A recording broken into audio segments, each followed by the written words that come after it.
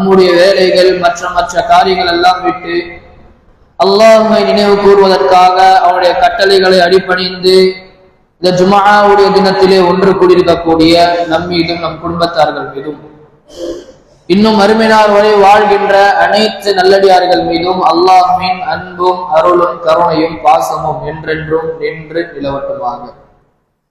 இரவிலும் பகலிலும் கூட்டத்தில் இருக்கும் பொழுதும் தனிமையில் இருக்கும் பொழுதும் எந்நேரமும் அல்லாஹ் ஒருவனை பயந்து வாழுமாறு உங்களுக்கும் எனக்கும் வசியத் செய்தவனாக என்னுடைய இந்த ஜும்ஆவினுடைய உரையை ஆரம்பம் செய்கிறேன். கண்ணியத்திற்கும் பாசத்திற்கும் கூறிய அல்லாஹ்வின் நல்லடியார்களே, அன்பு சகோதரர்களே, பெரியவர்களே, சகோதரிகளே, தாய்மார்களே, அல்லாஹ் ரப்புல் ஆலமீன் இந்த துன்யாவினுடைய வாழ்க்கை, இந்த உலகத்தினுடைய வாழ்க்கை ஒரு சோதனைக்குரிய ஒரு வாழ்க்கையாகத்தான் அல்லாஹ் படைத்திருக்கின்றான். சோதிக்கப்படாத மனிதர்கள் இந்த உலகத்திலே வாழ்ந்து மரணித்ததாக வரலாற்றிலே சாத்தியம் கிடையாது. சிறிய வகை சோதனையாக இருக்கட்டும், பெரிய வகை சோதனையாக இருக்கட்டும், ஏதோ ஒரு வகையிலே மனிதர்கள் நிச்சயமாக சோதிக்கப்பட்டிருப்பார்கள். எனவே ஆரம்பத்திலே நாம் புரிந்து கொள்ளக்கூடிய விஷயம், இந்த உலகம் வாழ்க்கை என்பதே ஒரு சோதனைக்குரிய வாழ்க்கை என்பது நாம் அனைவரும் புரிந்து கொள்ள வேண்டும்.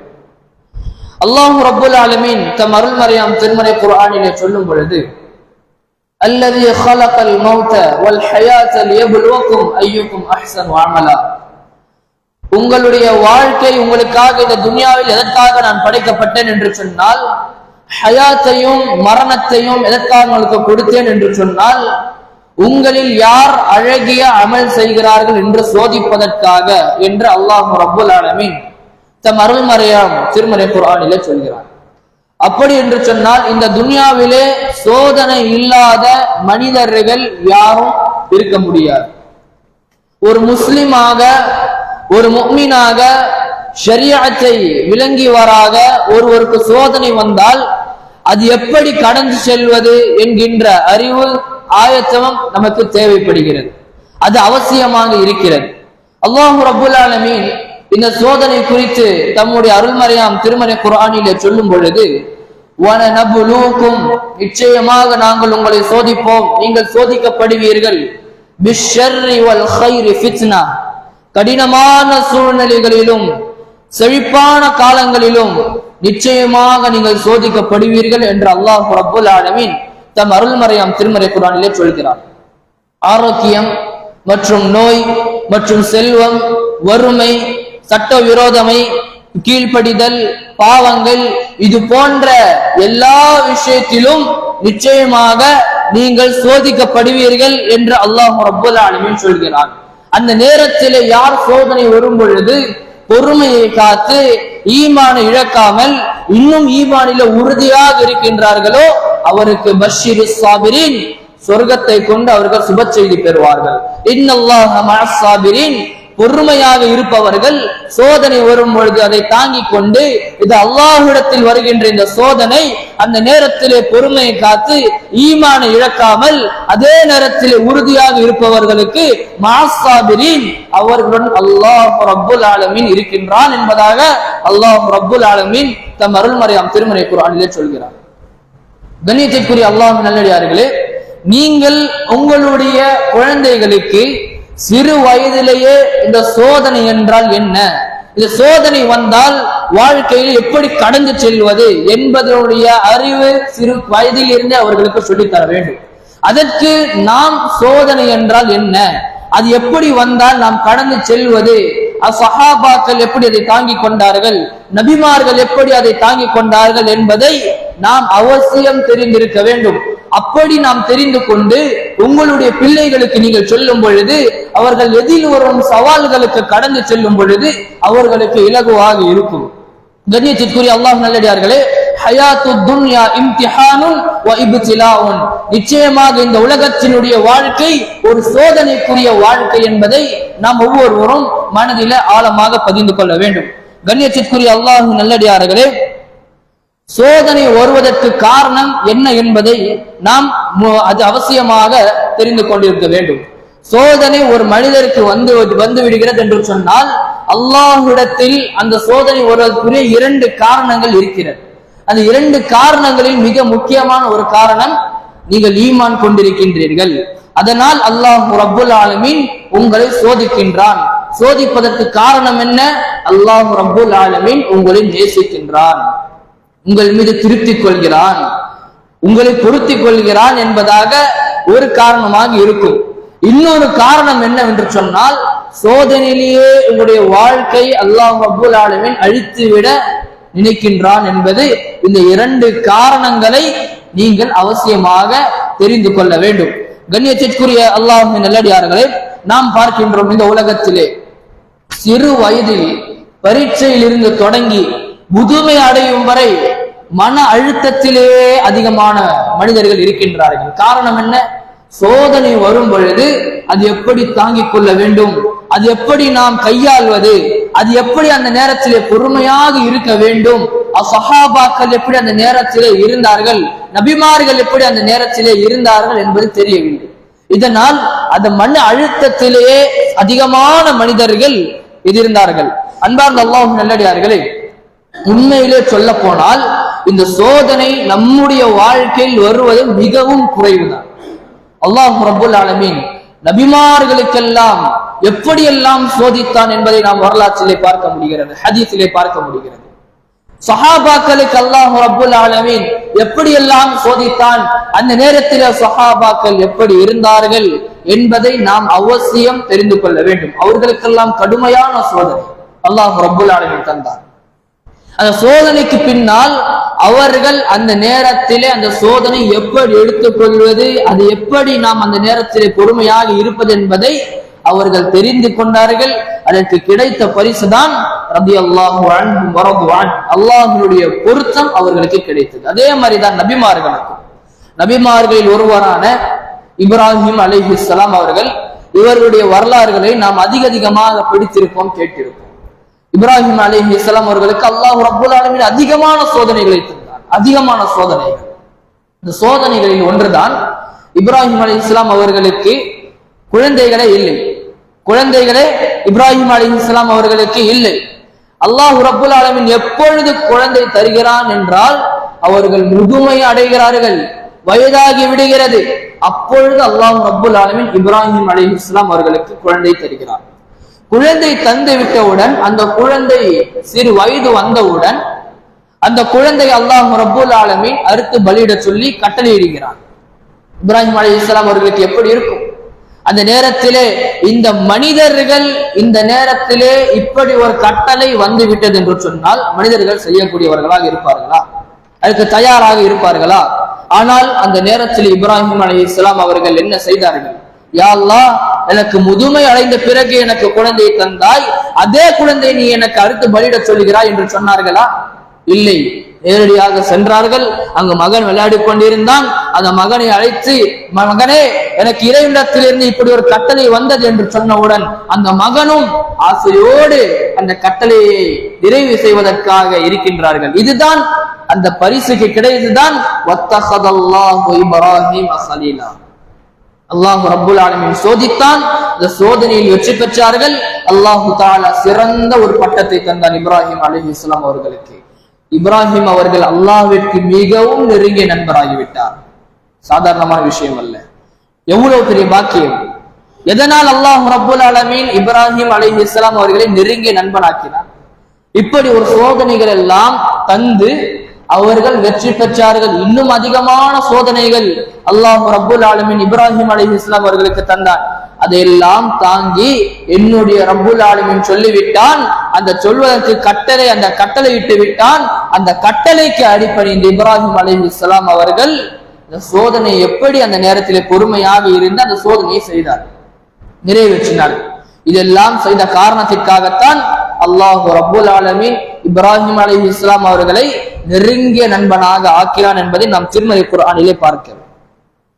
இன்னும் அதிகமான நபிமார்களுக்கு அல்லாஹ் ரப்புல் ஆலமீன் சோதனை தந்திருக்கின்றான். குறிப்பாக நம்முடைய தூதர் முஹம்மது ரசூலுல்லாஹ் ஸல்லல்லாஹு அலைஹி வஸல்லம் அவர்களுக்கு அல்லாஹ் ரப்புல் ஆலமீன் எப்படிப்பட்ட ஒரு சோதனையை அவர்களுக்கு தருகிறான். பிறக்கும் பொழுதே தந்தை யார் என்று தெரியாது. பிறக்கும் பொழுதே தந்தை யார் என்று தெரியாது. அவருடைய முகம் எப்படி இருக்கும் என்று தெரியாது, பார்க்கவில்லை. பிறந்து முடித்தவுடன் அதிகமாக சோதனைகள் அல்லாஹ்வின் தூதர் ஸல்லல்லாஹு அலைஹி வஸல்லம் அவர்கள் பார்க்கின்றார்கள். திருமணமாகி விடுகிறது. குழந்தைகள் 7 குழந்தைகள் பிறக்கின்றது. அந்த 7 குழந்தைகளிலே 3 மகன்கள் 4 மகன்கள், 3 மகன்கள் 4 மகள்கள். அந்த 7 குழந்தைகளிலே 6 குழந்தைகள் மரணித்து விடுகிறார்கள். நினைத்து பாருங்கள், தந்தை ஸ்தானத்தில் இருக்கக்கூடிய நீங்கள் நினைத்து பாருங்கள், 7 குழந்தைகள் பிறக்கின்றது. அந்த 7 குழந்தைகளிலே 6 குழந்தைகளும் மரணித்து விடுகிறார்கள். ஃபாத்திமா ரலியல்லாஹு அன்ஹா அவர்கள் மட்டும் இருக்கின்றார்கள். அந்த 6 குழந்தைகளையும் தன்னுடைய கைகளால் கஃனிட்டு தன்னுடைய கரத்தால் அடக்கம் செய்கிறார்கள். நினைத்து பாருங்கள் எப்படி இருக்கும் என்று. தந்தை ஸ்தானத்தில் இருக்கக்கூடிய நீங்களும் தாய் ஸ்தானத்தில் இருக்கக்கூடிய தாய்மார்கள் நினைத்து பாருங்கள். அதைவிட ஒரு சங்கடம், சோதனை எது இருக்கும்? அழுகிறார்கள் அல்லாஹ்வின் தூதர் ஸல்லல்லாஹு அலைஹி வஸல்லம் அவர்கள். அப்பொழுது அருகில் இருந்த சஹாபாக்கள் கேட்கிறார்கள், யா ரசூலல்லாஹ், ஏன் அழுகிறீர்கள்? ஏற்காக அழுகிறீர்கள்? என்னுடைய குழந்தைகள் மரணித்து விட்டார்கள், அவர்கள் மீது எனக்கு பாசம் இருக்காதா? எனக்கும் கல்வி இருக்கிறது அல்லவா? அவர்கள் மீது எனக்கு பாசம் இருக்காதா? என்னை விட்டு சென்று விட்டார்கள். அந்த நேரத்தில் அல்லாஹ்வின் தூதர் ஸல்லல்லாஹு அலைஹி வஸல்லம் அவர்கள் பொறுமையாக இருந்து அல்லாஹ்விடத்திலே பிரார்த்தனை செய்தார்கள் என்பதை நாம் பார்க்க முடிகிறது. இன்னும் அதிகமான சோதனைகளை அல்லாஹ் ரப்புல் ஆலமீன் தன்னுடைய தூதருக்கு தருகிறார். தாயிஃப் நகரத்திலே அல்லாஹ்வின் தூதர் அவர்கள் தூதராக ஆனதற்கு பிறகு தாயிஃப் நகரத்திலே செல்கிறார்கள். அங்க இருக்கக்கூடிய மக்கள் சிலைகளை வணங்கி கொண்டிருக்கிறார்கள். அல்லாஹ்வின் தூதர் ஸல்லல்லாஹு அலைஹி வஸல்லம் அவர்கள் அங்கு சென்று அந்த மக்களிடத்திலே, உங்களுடைய இறைவன் ஒரே இறைவன், அல்லாஹ் ஒருவன் தான்.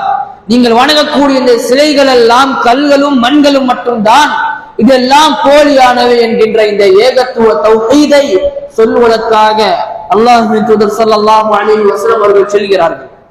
அங்க சென்றவுடன் அந்த மக்களிடத்தில் சொல்லும் பொழுது அங்க இருக்கக்கூடிய சில மக்கள் ரசூல் ஸல்லல்லாஹு அலைஹி வஸல்லம் அவர்களை கேவலமாக பேசுகிறார்கள், அவமரியாதையாக பேசுகிறார்கள்.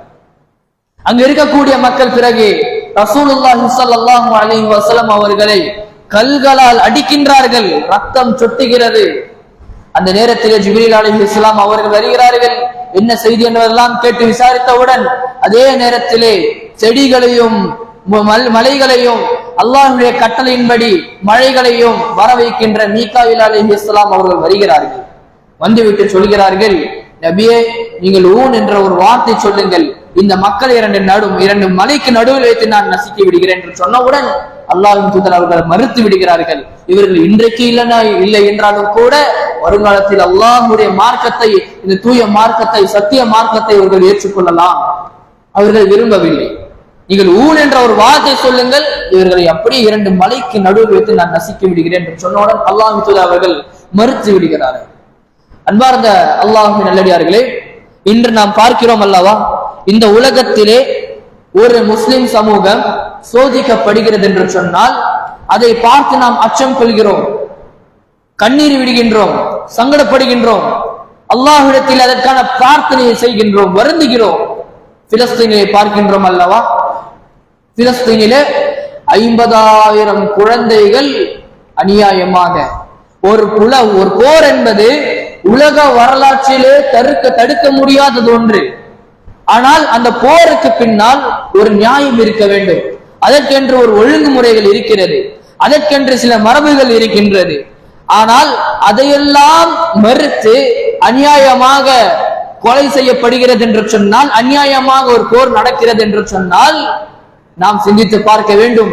அந்த நேரத்திலே அந்த மக்கள், காசாவினுடைய மக்கள் எப்படி அல்லாஹ்வினுடைய உதவியை பொறுமையாக காத்து கொண்டு அந்த நேரத்திலே பொறுமையாக இருக்கின்றார்கள். 1-2 குழந்தைகள் அல்ல, 100-200 குழந்தைகள் அல்ல, 50,000 குழந்தைகள். தன்னுடைய தந்தையார், தன்னுடைய தாயார் என்றெல்லாம் அவர்களுக்கு தெரியாது. அப்படிப்பட்ட அந்த நேரத்திலும் அந்த மக்கள் பொறுமையாக இருக்கின்றார்கள். அல்லாஹ்வுடைய உதவி வரும் என்று நிச்சயம் வரும். சாப்பிடுவதற்கு உணவில்லாமல் மண்ணை சாப்பிட்டுக் கொண்டிருக்கிறார்கள் அந்த மக்கள்.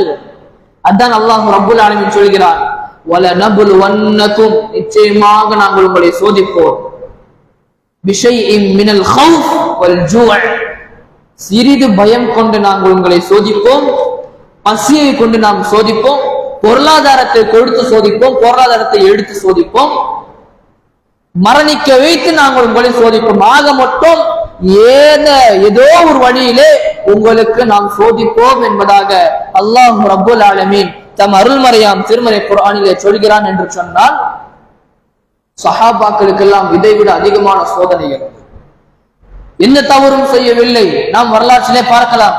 பிலால் பின் ரபாஹ் ரலியல்லாஹு அன்ஹு அவர்கள் என்ன தவறு செய்தார்கள்? வெறும் இந்த இஸ்லாத்தை ஏற்றுக்கொண்ட காரணத்திற்காக, இந்த சத்திய மார்க்கத்தை ஏற்றுக்கொண்ட காரணத்திற்காக துன்புறுத்தலுக்கு ஆளாகிறார்கள். பாலைவனத்தில் கடும் மணலில் வைத்து இந்த இஸ்லாமுடைய மார்க்கத்தை விட்டு வர வேண்டும் என்று அடிக்கின்றார்கள். அந்த நேரத்திலும் கூட பிலால் இப்னு ரபாஹ் ரலியல்லாஹு அன்ஹு அவர்கள் இஸ்லாத்தை மறுக்கவில்லை. அதே நிலையில் இருந்தார்கள். பிலால் ரலியல்லாஹு அன்ஹு அவர்கள் ஈமானிலே உறுதி இருந்தது. இவர்கள் இப்படி துன்புறுத்துகின்றார்கள், இப்படி அடிக்கின்றார்கள் என்பதற்காக இஸ்லாத்தை விட்டுவிடவில்லை. அதே மார்க்கத்திலே நிலையாக இருந்தார்கள் பிலால் ரலியல்லாஹு அன்ஹு அவர்கள். அந்த உறுதி நமக்கு இருக்கு. சஹாபாக்களுக்கெல்லாம் சோதனை வரும் பொழுது அவர்கள் எப்படி அந்த சோதனையை தாங்கிக் கொள்வார்கள் என்று சொன்னால், இந்த உலகம் அற்பமான உலகம், இன்று இருக்கும் நாளை இருக்காது, சொற்பமான உலகம். இந்த உலகத்திலே அல்லாஹ் ரப்புல் ஆலமீன் எனக்கு ஒரு சோதனை தருகிறான் என்று சொன்னால், அந்த சோதனை நான் பொறுமையாக இருந்து அந்த சோதனையிலே நான் ஈமானை இழக்காமல் இன்னும் ஈமானிலே மன உறுதியோடு நான் இருந்தேன் என்று சொன்னால், அல்லாஹ் தஆலா நாளை சொர்க்கத்தை எனக்கு தருவான். இந்த சொற்ப உலகத்திலே எனக்கு சோதனை வருவது என்று பெரிது கிடையாது. அதை அப்படிதான் தாங்கிக் கொண்டார்கள். அதிகமான சோதனைகள் சஹாபாக்கள் தன்னுடைய வாழ்க்கையிலே சந்தித்தார்கள். அவர்களுக்கு பசியால் சோதனை வந்தது, பொருளாதாரத்தால் சோதனை வந்தது, எல்லா விதத்திலும் சஹாபாக்களுக்கு சோதனை வந்தது. அந்த நேரத்திலே அவர்கள் ஈமானை இழக்கவில்லை. அந்த நேரத்திலே ஈமானிலே உறுதியாக இருந்தார்கள். நாம் இந்த உலகத்திலே பார்க்கின்றோம், சில மனிதர்கள் அல்லாஹ் ரப்புல் ஆலமீன் அவர்களுக்கு ஏதோ ஒரு சோதனை தந்துவிட்டால் உடனடியாக அவர்கள் என்ன சொல்வார்கள்? யா அல்லாஹ், இந்த துனியாவிலே நான் மட்டும்தான் இருக்கின்றேனா? எத்தனையோ பேர் பாவங்கள், அட்டுழியங்கள், அநியாயங்கள், அக்கிரமங்கள் எல்லாம் செய்து கொண்டிருக்கின்றார்களே, அவர்களெல்லாம் நன்றாக இருக்கின்றார்கள், ஏன் எனக்கு மட்டும் சோதனை தருகிறாய்? புலம்புவோம், அல்லாஹ்வை திட்டுவோம், கதறுவோம். ஆனால் அந்த சோதனை எப்படி நாம் தாங்கிக் கொள்வது என்று தெரியவில்லை. அல்லாஹ் ரப்புல் ஆலமீன் உங்களுக்கு ஒரு சோதனை ஏதோ ஒரு வகையில் தருகிறான் என்று சொன்னால், அல்லாஹ் உங்களை நேசிக்கின்றான். அல்லாஹ்விடத்தில் உங்களுக்கு ஒரு சோதனை வருகிறது என்று சொன்னால் அது ஒரு பரிசு. அதை கொண்டு நாங்கள் திருப்தி தான் அடைய வேண்டும். காரணம் என்ன? அல்லாஹ் எங்களை பொருந்திக் கொள்கிறான், அல்லாஹ் அவனுடைய திருப்தி எனக்கு தருகிறான், அல்லாஹ் என்னை நேசிக்கின்றான். அந்த ஒரு எண்ணம் நமக்கு வரும். இதோ ஒரு வகையில் சோதனை வரும் சகோதரர்களே. ஆனால் அந்த நேரத்தில் நாம் பொறுமையாக இருப்பதுதான் முதல் விஷயம்.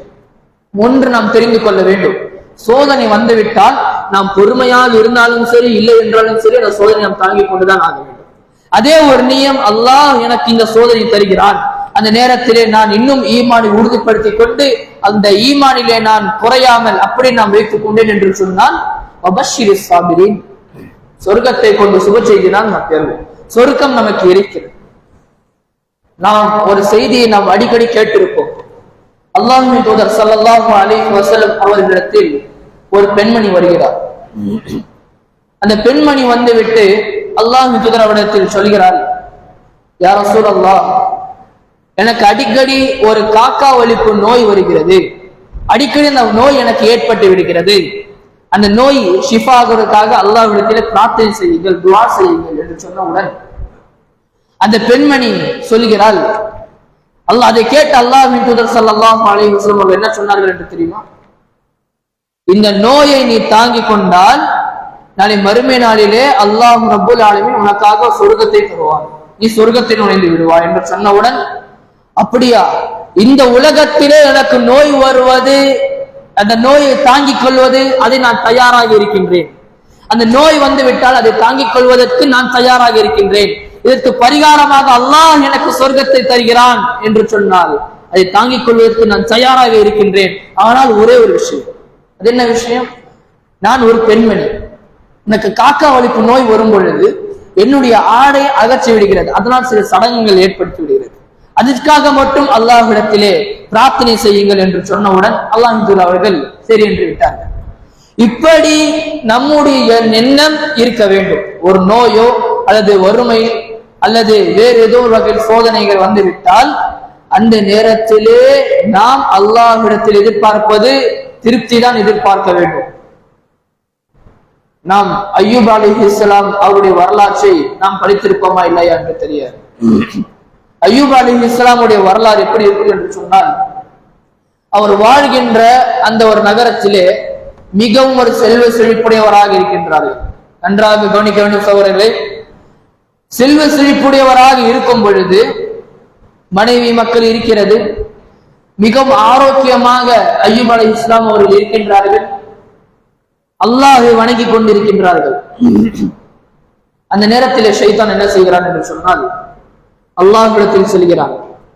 அல்லாஹ்விடத்தில் சென்று சொல்கிறான், யா அல்லாஹ், நீ அய்யூப் அலைஹிஸ்ஸலாம் அவர்களுக்கு அதிகமாக நீ செல்வத்தை கொடுத்திருக்கிறாய், ஆரோக்கியமாக வைத்திருக்கிறாய், நிம்மதியான ஒரு வாழ்க்கையை வைத்திருக்கிறாய், இதெல்லாம் நீ எடுத்துப்பார், அவர் உன்னை வணங்குவதை விட்டு விடுவார். இதெல்லாம் கொடுத்திருக்க காரணத்திற்காகத்தான் உன்னை வணங்கி கொண்டிருக்கிறார், அதெல்லாம் நீ எடுத்துப்பார், உன்னை வணங்குவதை விட்டு விடுவார் என்று சொன்னவுடன், அப்படியா அல்லாஹ் ரப்புல் ஆலமீன் என்ன செய்கிறான் என்று சொன்னால், முதலில் அவருக்கு கொடுத்த செல்வத்தை எல்லாம் எடுக்கிறார்.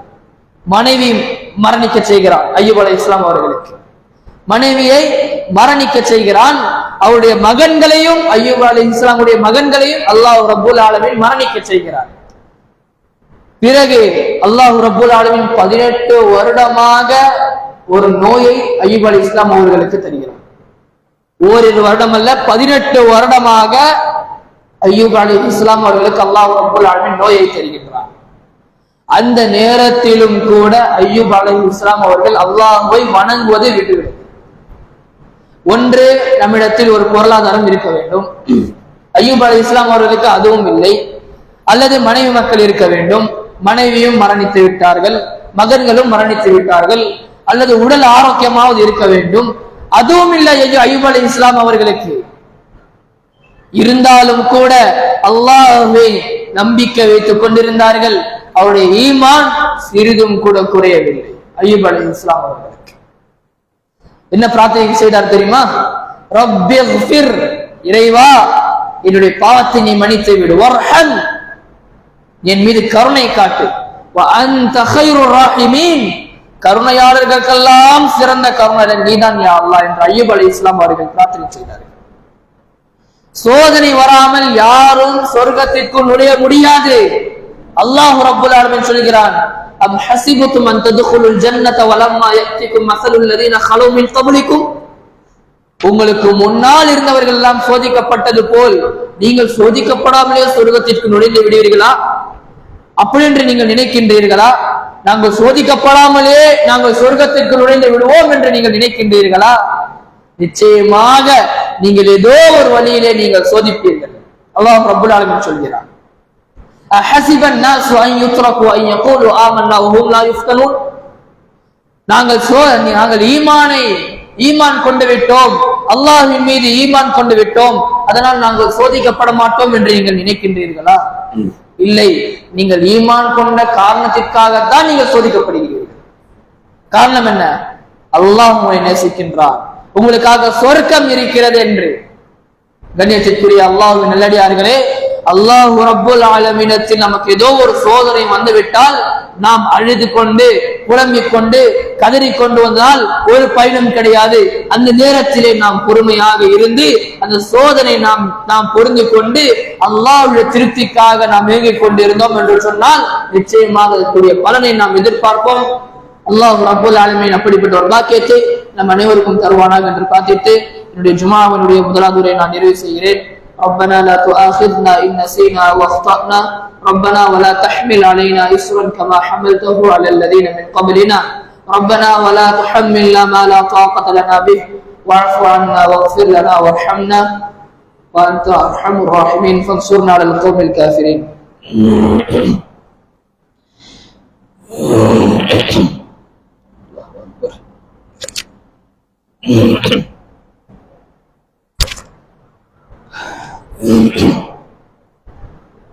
الحمد لله والصلاة والسلام على رسول الله وعلى آله وأصحابه والناس أجمعين إلى يوم الدين أما بعد. அன்பார்ந்த அல்லாஹ்வின் நல்லடியார்களே, இறுதியாக ஒரு சம்பவத்தை சொல்லி இந்த ஜுமாவினுடைய உரையை நான் நிறைவு செய்கிறேன். அல்லாஹ்வின் தூதர் ஸல்லல்லாஹு அலைஹி வஸல்லம் அவர்கள் மிஅராஜுடைய பயணத்திற்காக ஜிப்ரீல் அலைஹிஸ்ஸலாம் அவர்கள் அழைத்து செல்லும் பொழுது அவர்கள் செல்லக்கூடிய அந்த நேரத்திலே ஒரு அருமையான ஒரு வாசனம் வருகிறது, கஸ்தூரி வாசனம். அந்த நேரத்திலே அல்லாஹ்வின் தூதர் ஸல்லல்லாஹு அலைஹி வஸல்லம் அவர்கள் ஜிப்ரீல் அலைஹிஸ்ஸலாம் இடத்தில் கேட்கிறார்கள், யா ஜிப்ரீல், எங்கிருந்து வருகிறது இந்த ஒரு வாசனம்? இவ்வளவு அருமையான வாசனம் எங்கிருந்து வருகிறது? ஜிப்ரீல் அலைஹிஸ்ஸலாம் அவர்கள் சொன்னார்கள், இது ஒரு மாஷிகா என்கின்ற ஒரு பெண்மணியினுடைய வாசனம். சொர்க்கத்தினுடைய பெண்மணி சொர்க்கத்தில் இருக்கிறாள், அந்த சொர்க்கத்தினுடைய வாசனம். அந்த மாஷிகா என்கின்ற பெண்மணியுடைய நிலைமை என்ன என்று கேட்கும் பொழுது ஜிப்ரீல் அலைஹிஸ்ஸலாம் அவர்கள் சொன்னார்கள், இந்த பெண்மணி ஃபிரௌனுடைய காலத்தில் இருந்தவர். ஃபிரௌனுடைய காலத்தில் இருக்கும் பொழுது ஃபிரௌனுடைய குழந்தைக்கு மாஷிகா, முடியை அலங்காரம் செய்யக்கூடிய பெண், முடியை சீவக்கூடிய பெண், ஃபிரௌனுடைய குழந்தைகளுக்கு பிள்ளைகளுக்கு தலையை வாரி விடுவாள். அந்த பெண் தான் மாஷிகா என்கின்ற பெண். உடனே அந்த பெண்மணி அந்த குழந்தைகளுக்கு, ஃபிரௌனுடைய மகளுக்கு தலை சீவி கொண்டிருக்கும் பொழுது சீப்பு தவறி கீழே விழுந்து விடுகிறது. அந்த நேரத்தில் அந்த பெண்மணி பிஸ்மில்லா என்று சொல்லி எடுத்து விடுகிறார். இதை கேட்ட ஃபிரௌனுடைய மகள், என்னுடைய தந்தை கடவுளாக நீ அழைக்காமல் வேறு யாரை நீ அழைத்தால் என்று கேட்கிறாள். உடனே அந்த மாஷிகா என்கின்ற பெண்மணி சொல்கிறாள், எனக்கும் கடவுள் உனக்கும் கடவுள், ஏன் உன்னுடைய தந்தை ஃபிரௌன் ஆகிய அவனுக்கும் கடவுள் அல்லாஹ் ஒருவன் தான் என்று சொன்னவுடன் உடனடியாக ஃபிரௌனுடைய மகள் நேரடியாக ஃபிரௌனிடத்தில் இந்த தகவல் சொல்கிறார். ஃபிரௌன் அந்த செய்தியை கேட்டவுடன் அந்த பெண்மணி அழைக்கிறாள். அந்த பெண்மணியை அழைத்தவுடன், பெண்மணியே, இப்படி ஒரு என்னை அழைக்காமல் வேறு ஒருவனாக உன்னுடைய வாழ்க்கையில் கடவுளாக இருக்கின்றார்களா என்று சொன்னவுடன், எனக்கும் கடவுள் உனக்கும் கடவுள் அகில உலகத்திற்கும் கடவுள் அல்லாஹ் ஒருவன் தான் என்று சொன்னவுடன் ஃபிரௌன் கோபம் அடைகிறான். அந்த பெண் கர்ப்பிணி பெண்ணாக இருக்கிறாள், வயிற்றில் குழந்தை இருக்கிறது. உடனடியாக அவர்களுக்கு முன்னால் ஒரு பெரிய ஒரு பானத்திலே நெருப்பு மூட்டுகிறார். நெருப்பு மூட்டி எண்ணெய் கொதிக்க வைக்கிறார். எண்ணெய் கொதிக்க வைத்தவுடன் அந்த பெண்மணியிடத்தில் கேட்கிறான், நீ என்னை கடவுளாக நீ ஏற்றுக்கொண்டாய் என்று சொன்னால் இப்பொழுதே உன்னை நான் விடுகிறேன், அல்லது உன்னுடைய பிடிவாதத்தினுடைய காரணத்தினால் மற்றொரு கடவுளை என்னை கடவுளாக ஏற்காமல் வேறு யாரும் நீ கடவுளாக ஏற்றினால் உன்னுடைய குழந்தைகளையும் உன்னையும் உன்னுடைய கணவரையும் இந்த கொதிக்கும் சட்டி எண்ணெய் சட்டியிலே உன்னை வீசி விடுகிறேன் என்று சொன்னவுடன் முதலிலே ஒரு குழந்தை எடுக்கிறான் ஃபிரௌன். இப்பொழுது சொல், என்னை தவிர வேறு யாரை நீ கடவுளாக ஏற்றுக்கொள்வாயே, என்னை கடவுளாக ஏற்றுக்கொள் என்று சொன்னவுடன், இல்லை அல்லாஹ்வை தான் நான் கடவுளாக ஏற்றுக்கொள்வேன் என்று சொன்னவுடன் ஒரு குழந்தையை தூக்கி கொதிக்கக்கூடிய அந்த எண்ணெய் சட்டியிலே போடுகிறான் ஃபிரௌன். மீண்டும் மீண்டும் அந்த குழந்தைகளை இப்படியே கேட்கிறான். அந்த ஃபிரௌன் அந்த கேட்டவுடன் மீண்டும் அந்த பெண்மணி என்ன பதில் சொல்கிறார் என்று சொன்னால், உனக்கும் கடவுள் எனக்கும் கடவுள் அகில உலகத்தின் கடவுள் அல்லாஹ் ஒருவன் தான் என்று சொன்னவுடன் இறுதியாக அவருடைய கையில் ஒரு கை குழந்தை இருக்கிறார். அந்த கை குழந்தை வயிற்றில் ஒரு கை குழந்தை, கணவரையும் தூக்கி அந்த கொதிக்கக்கூடிய எண்ணெய் சட்டியிலே போடுகிறார். இறுதியாக அந்த பெண்மணி பயந்து கொண்டிருந்தாள். ஏன் என்று சொன்னால், அருகில் இருந்த சில மக்கள் ஃபிரௌனுடைய அடிமைகள் அந்த கைக்குழந்தை புடுங்குவதற்காக முயற்சி செய்கிறார்கள். அந்த நேரத்திலே அந்த பெண்மணி பயப்படுகிறாள், அழுகிறாள். அந்த நேரத்திலே அல்லாஹ் சுப்ஹானஹு வ தஆலா அந்த குழந்தையை பேச வைக்கின்றான். கை குழந்தையை அல்லாஹ் ரப்புல் ஆலமீன் பேச வைக்கின்றான். அந்த குழந்தை பேசுகிறது, என் அருமை தாயே, இந்த துன்யாவில் இருக்கக்கூடிய நெருப்பை விட நாளை அல்லாஹ் ரப்புல் ஆலமீன் வைத்திருக்கக்கூடிய நெருப்பு மிகவும் கொடுமையானது, மிகவும் கடினமானது. அந்த நெருப்பை விட இந்த நெருப்பு உங்களுக்கு என்று சொன்னவுடன் அந்த பெண்மணி என்ன சொல்கிறாள் என்று சொன்னால், அந்த ஃபிரௌனிடத்திலே, நீ என்னையும் என்னுடைய குழந்தையும் என்னுடைய வயிற்றில் இருக்கக்கூடிய குழந்தையும் எப்படி இருந்தாலும் இந்த சட்டியில் போடதான் செய்கிறாள். ஆனால் எனக்கு ஒரு ஆசை, இறுதி ஆசை. என்ன ஆசை?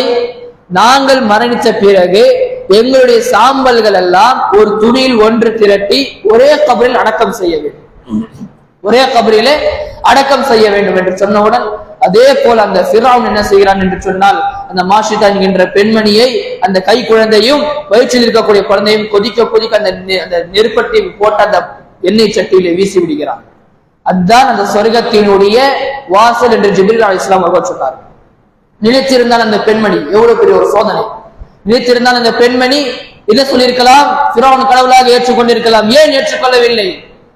அல்லாஹ் ரப்புல் ஆலமீன் இந்த நேரத்திலே சோதிக்கின்றான். அந்த சோதனைக்கு கிடைத்த பரிசுதான் அல்லாஹ் ரப்புல் ஆலமீன் அந்த பெண்மணிக்கு சொர்க்கத்தை கொண்டான், சொர்க்கத்தை கொடுத்தான். அந்த நேரத்திலே அவள் நினைத்திருந்தால் அதை மறுத்திருக்கலாம், மறுக்கவில்லை. ஈமானில் அந்த பெண்மணி உறுதியாக இருந்தால், என்னுடைய ரப்புல் ஆலமீன் தான் என்னுடைய இறைவன் என்ற அந்த உறுதி அந்த பெண்மணிக்கு இருந்தது.